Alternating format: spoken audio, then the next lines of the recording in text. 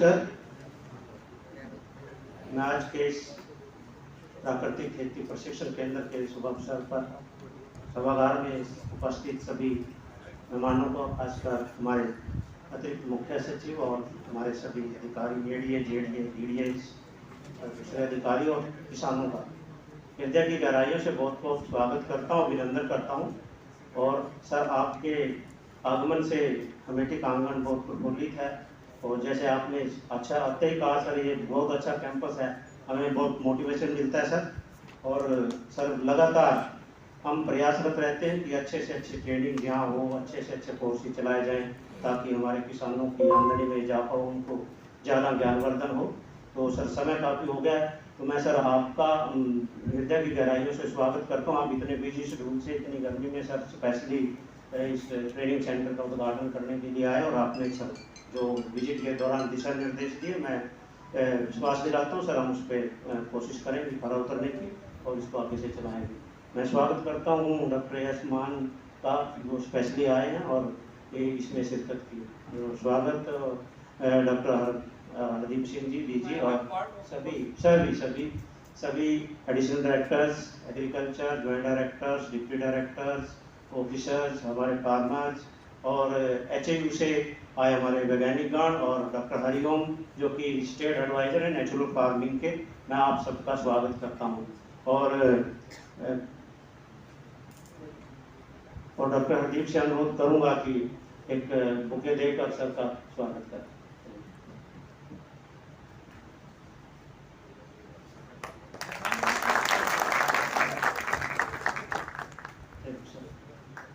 जैसे कि सर परंपरा रही है, किसी भी वर्कशॉप या कार्य की शुभ शुरुआत हम भारतीय संस्कृति में दीप प्रज्वलित करके करते हैं सर, तो मैं अनुरोध करूंगा सर ताकि आप दीप प्रज्वलित करके इस ट्रेनिंग सेंटर का शुभारंभ करें सर।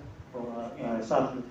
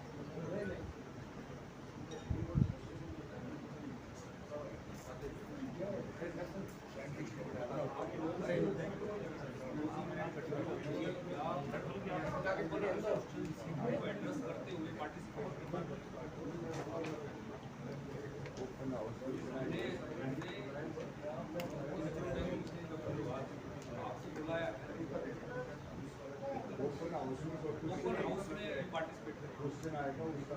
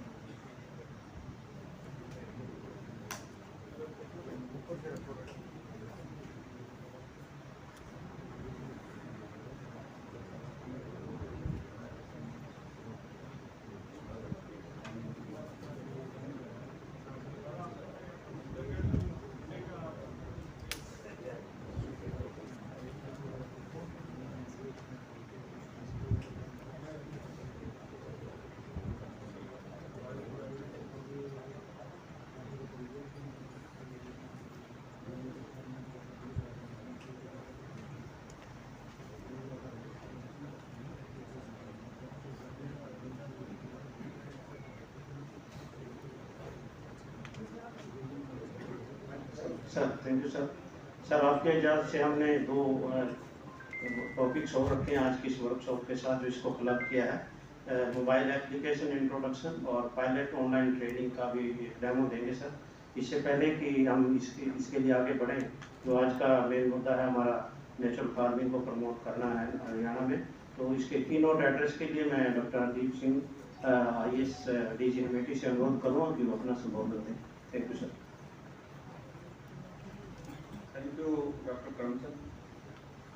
परम आदरणीय Shri Sudhir Rajpal ji, additional chief secretary to government Haryana department of agriculture, और डायस पर मेरे colleague doctor Mann, adviser to the agriculture department, the other side जो HOU से आए हुए साइंटिस्ट और हमारे कॉलेज टाइम के seniors, doctor Phogat, doctor Pannu, doctor Lohaj, doctor Hariom, हमारे कुलीग डिपार्टमेंट से, हेडक्वार्टर से सभी एडिशनल डायरेक्टर साहब, रोहतास जी, सुरेंद्र जी, हमारे जॉइंट डायरेक्टर साहब, हमारे डिप्टी डायरेक्टर सभी जिलों से, और यहाँ पधारे हुए प्रोग्रेसिव फार्मर्स, एंटरप्रेन्योर्स और दूसरे स्टेक होल्डर्स। आज ये जो गैदरिंग है इसमें हमने 3 मुद्दों को लिया है। एक, साहब को यहाँ अमेठी का विजिट कराना था ताकि ये आगे हमें मार्गदर्शन दे पाएँ कि इस साल में करना क्या है और आगामी इनके मन में कौन कौन से फोकस एरियाज हैं वो हमें डायरेक्शन दे के जाए। दूसरा, नेचुरल फार्मिंग का चीफ मिनिस्टर साहब ने वायदा किया था पिछली विधानसभा में कि और सेंटर्स ट्रेनिंग के लिए बनाए जाएं। सीएम साहब इस वक्त नेचुरल फार्मिंग में मोर ट्रेनिंग पर ध्यान दे रहे हैं, न कि मोर एरिया पर। तो हम आज से इस ट्रेनिंग को शुभारंभ कर रहे हैं। साहब ने इसका फीता काट दिया है। आज 40 फार्मर हमने बुलाए हुए हैं और वो शाम को भी आफ्टरनून भी उनका ट्रेनिंग चलेगा और 3 दिन का ये सेशन है। कुछ वहाँ मुद्दे फार्मर्स ने अपने जो स्टॉल थे वहाँ भी नोट कराए, वो भी विभाग ने नोट कर लिए, उन पर भी कार्रवाई होगी। मैं अधिक समय नहीं लूँगा क्योंकि लंच भी है और प्रोग्राम भी 3 हैं। इस वक्त मैं अश्योर करता हूँ साहब को, ACS साहब को, जो ये डायरेक्शन हमें दे के जाएंगे, अमेठी जिसका मेन जो ऑब्जेक्टिव है और मैंडेट है वो न केवल एक्सटेंशन वर्कर्स को ट्रेन करके बेहतर एक्सटेंशन मैकेनिज्म डेवलप करना, बल्कि विभाग का जो अमला है, चाहे वो ऑफिसर लेवल का है या सपोर्टिंग स्टाफ का है, उनको भी ट्रेन करना और साथ ही साथ एक थिंक टैंक के रूप में काम करना, ये हमारा मैंडेट है। हम जो भी आदेश करेंगे उस पर खड़े उतरेंगे। पीछे साहब ने 1 लाख फार्मर्स को ट्रेन करने का हमें जो जिम्मा सौंपा था, उसका पायलट भी यहाँ रिव्यू किया जाएगा और एक जो ऐप है मोबाइल ऐप, वो भी यहाँ डिस्कस होएगी। मैं डॉक्टर रोहतास से या दहिया जी से, जो भी दोनों में से चूज करें, तो रिक्वेस्ट करूंगा कि हमारा हर्रिडली जो ऑन गोइंग स्कीम्स हैं उनका प्रोग्रेस रिपोर्ट एक बार पढ़ दें। Thank you so much.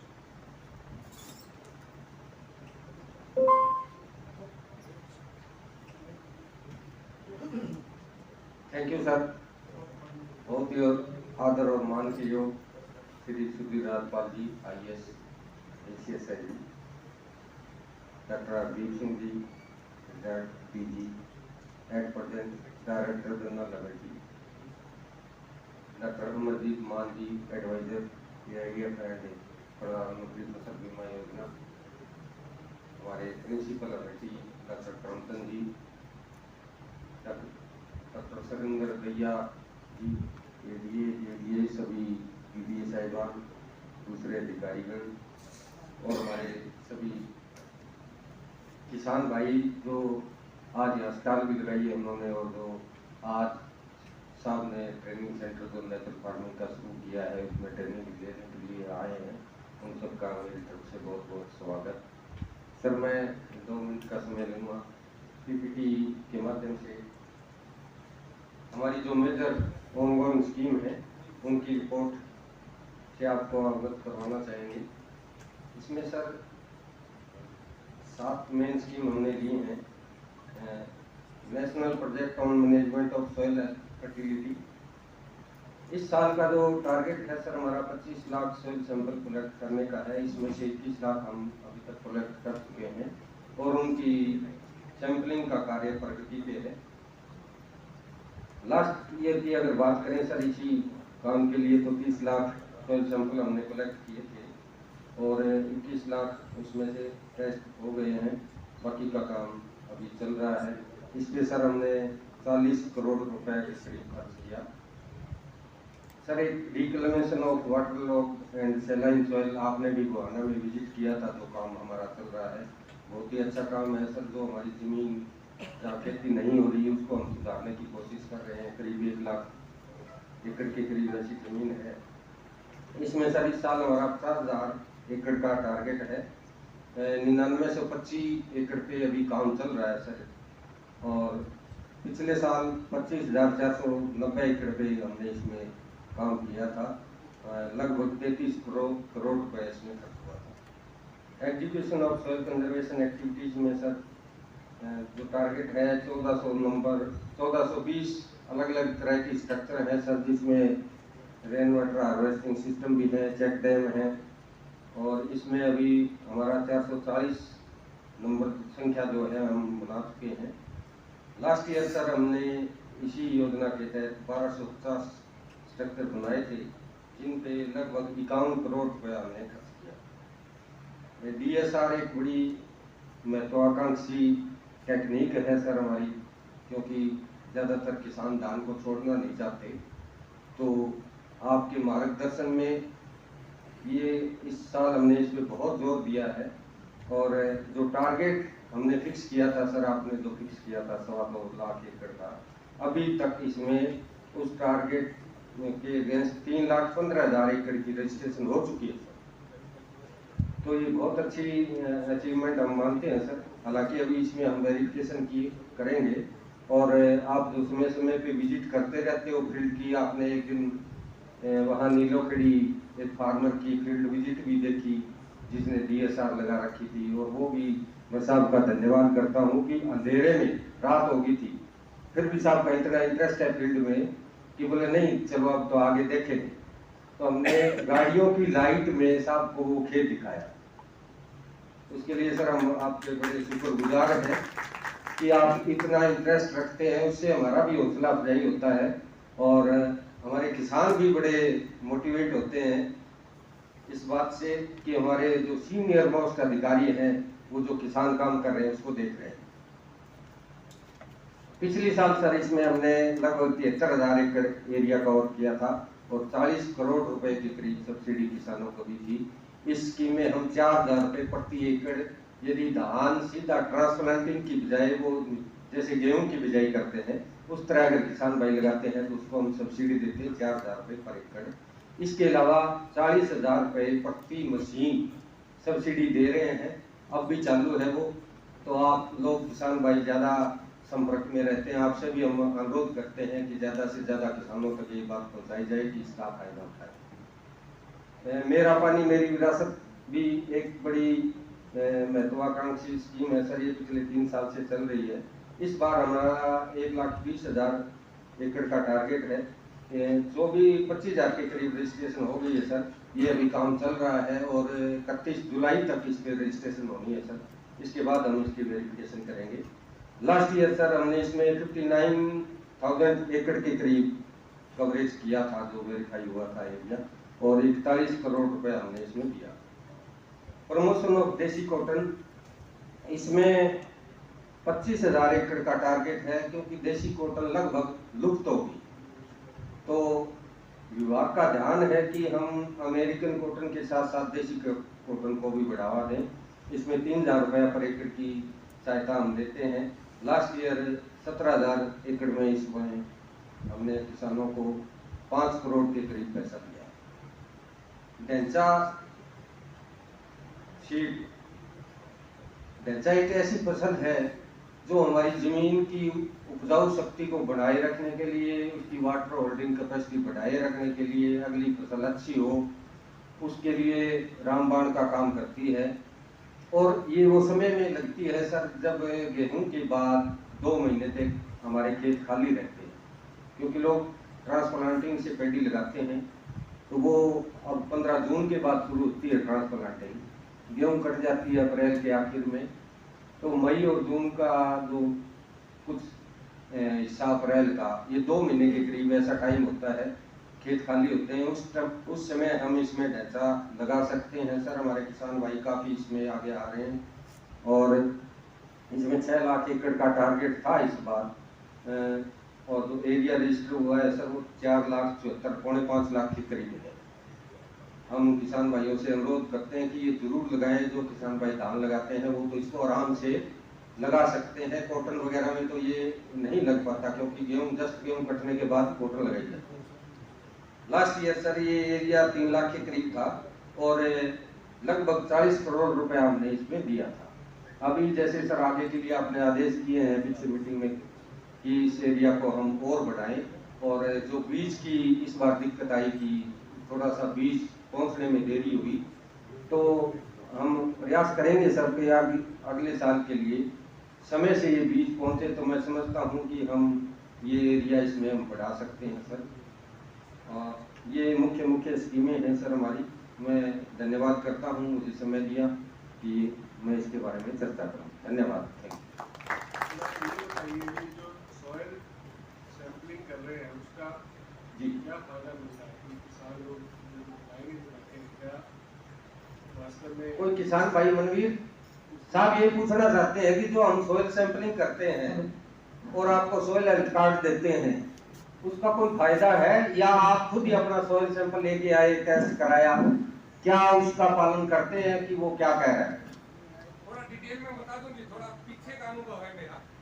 यहाँ पे डॉक्टर सुरेंद्र दलाल जी होते थे जी, वो मैंने एक स्कीम बढ़ाई थी। एक ही मैसेज के द्वारा किसानों तक मैसेज पहुंच जाते थे। तो उन्होंने एक मैसेज डाला मेरे पास, पगड़ी संभालो जट्टा, मिट्टी जांच करा लो जट्टा।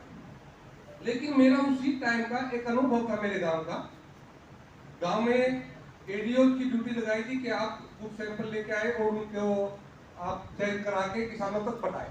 तो वो ड्यूटी मैंने ले ली थी और मैंने गांव में से काफी सैंपल इकट्ठे करके हमने अपने डिपार्टमेंट को दे दिए, और वहां से जो रिपोर्ट आई उसके ऊपर फिर मैंने डॉक्टर साहब को कविता के माध्यम से ही उनका जवाब दिया था। एक तो वो सुना देता हूँ, और अब की जो स्थिति है वो भी बताऊंगा। पकड़ी भी थी बांधी बारी, कर ली थी गांव के विकास की तैयारी, चुन ली थी हमने क्यारी क्यारी, सबकी मिट्टी ली न्यारी न्यारी, देख रिपोर्ट खोपड़ी ठनक गई हमारी, ऐसी मिट्टी ऐसी खारी। यानी जब मैंने उनकी रिपोर्टिंग देखी, जिस एरिया में अलग सैंपल आना चाहिए था उनकी भी ऐसी ही थी, यानी कि वो बगैर जांच की। तो यहाँ पे कौशिक जी थे, तो वो रिपोर्ट कौशिक जी की मेज पे मारी, तो उन्होंने कहा ये मिट्टी थी एडीओ की, नहीं कि तुम्हारी। जबकि देखे मैं खुद आया था, उन्होंने कहा ये मिट्टी थी एडीओ की, नहीं कि तुम्हारी। उन्होंने रीजन बताया कि हम सैंपल चेक करके बाहर जो मिट्टी डालते हैं उसी में से लोग वापस भर के हमारे को ही टेस्ट करने के लिए दे देते हैं, इसलिए हमने भी मेहनत नहीं की और आपको ऐसी ही रिपोर्ट जो आपकी अनुकूल बैठती थी ऐसी हमने दे दी। तो उसके बाद दो लिए अलग अलग सैंपल, एक दिया जींद और एक दिया हिसारी, दोनों की रिपोर्ट फिर न्यारी न्यारी। तो डॉक्टर साहब बताओ हम कैसे करें विकास की तैयारी और कैसे बांधे पगड़ी वाली।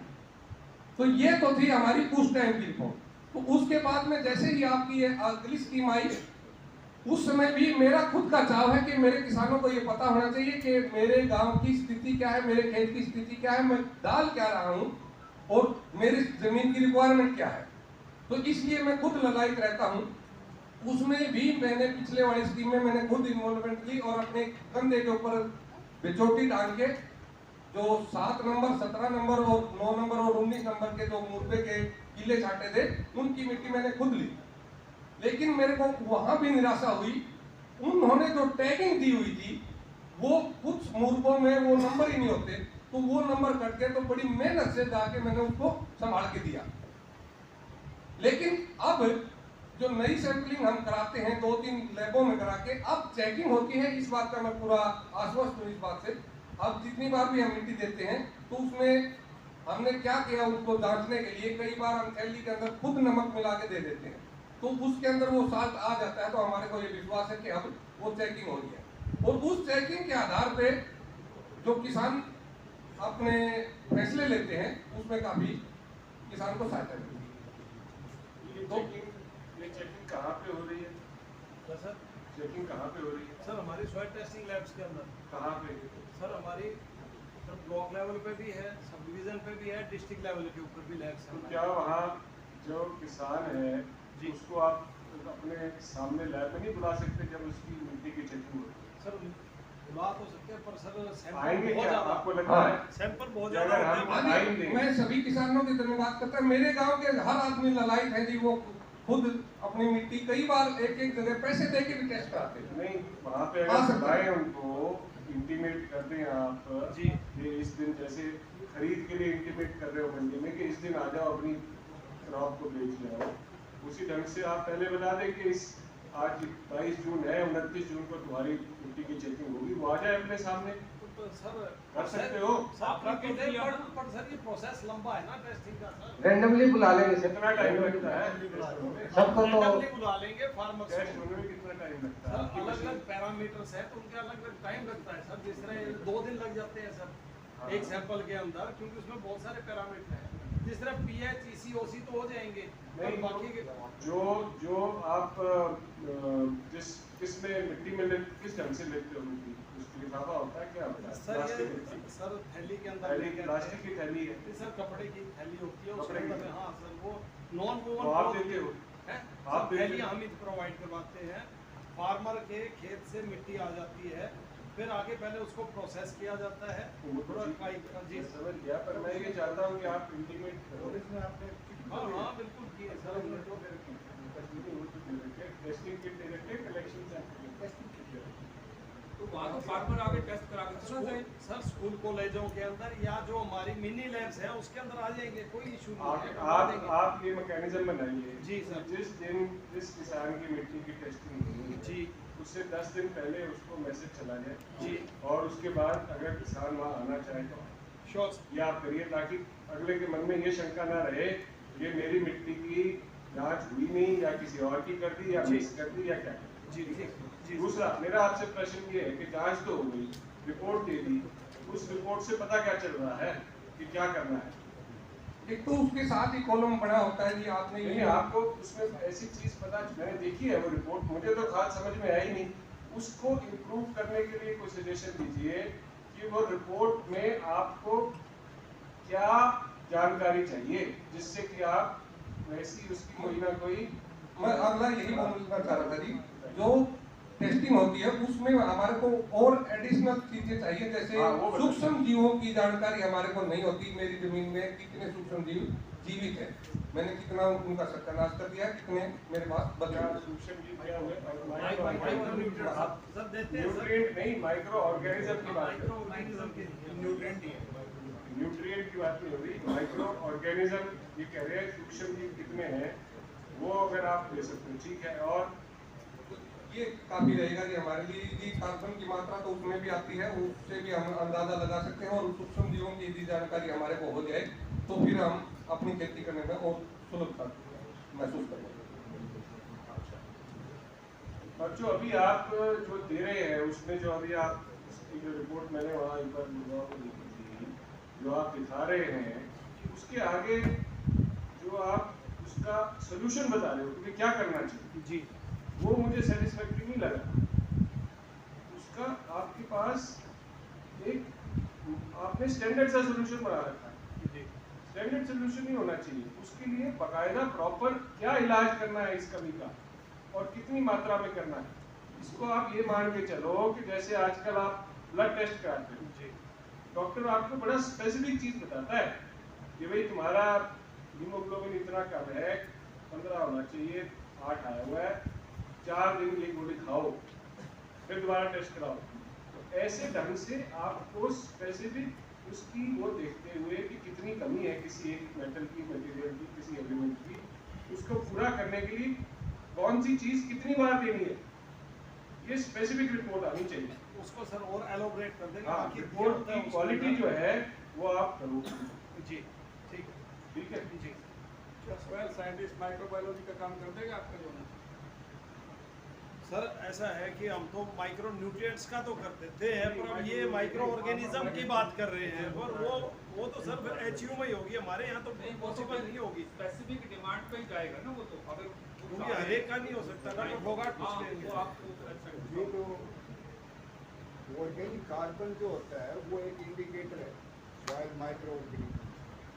माइक्रो ऑर्गेनिज्म उनकी अमाउंट और उनकी जो स्पीसीज है वो इनॉर्मस है, तो उसका कोई पर्पज नहीं है किसान के को मतलब की बात नहीं। ऑर्गेनिक कार्बन ज़्यादा है। तो ऑर्गेनिक कार्बन का आप उसमें बता रहे हैं कितना है? जी सर उसमें बताते हैं सर तो organic carbon का। क्या है बताओ, कितना होना चाहिए कि मतलब अच्छे उसमें माइक्रो ऑर्गेनिज्म है, क्या कितनी फिगर होनी चाहिए? हमारा ये है कि 0.3% से नीचे यदि ऑर्गेनिक कार्बन है उसको लो मानते हैं। लो मान कहने का मतलब ये अनप्रोडक्टिव है, माइक्रोबियल एक्टिविटीज कम है। मतलब ये बता रहे हैं कि 0.3%, 0.4 से नीचे 0.4 से कम है ऑर्गेनिक कार्बन। लिखा होता है, रिपोर्ट है आपके पास, उसमें लिखी होती है ऑर्गेनिक कार्बन। रिपोर्ट अभी तो नहीं है पर उसमें लिखा होता है कहीं ऑर्गेनिक का आपके उस पे होगी, कहीं फोन पे होगी, रिपोर्ट देखो। क्यों जी, आपका क्या नाम है? मनवीर है, मनवीर। तो ये जैसे बता रहे हैं डॉक्टर साहब के ऑर्गेनिक कार्बन से पता चल जाएगा कि सूक्ष्म जीव है कि नहीं है। नहीं पता चलता जी, ऑर्गेनिक कार्बन भी वो टेम्परेचर के अनुकूल indirect घटता बढ़ता रहता है। indirect मैंने कितनी जुताई की है उसके अनुसार घटता बढ़ता रहता है। मैं कितनी ग्रीन मेथोडोलॉजी कर रहा हूँ उसके अनुसार घटता बढ़ता रहता वो है। समझ गया मैं आपकी बात। जो ऑर्गेनिक कार्बन जो सॉइल होता है ना, वो ऐसा ही इंडिकेटर है जैसे आपके ब्लड के अंदर हीमोग्लोबिन है। तो हम ऐसा मान लेते हैं कि जब ऑर्गेनिक कार्बन है अच्छा, तो हमारी सॉइल हेल्दी है। हेल्दी कब होगी? जब आपके माइक्रो ऑर्गेनिजम्स होंगे। हेल्दी कब होगी? जब आपकी सॉइल लाइव होगी। लाइव कब होगी? जब आपके माइक्रो ऑर्गेनिज्म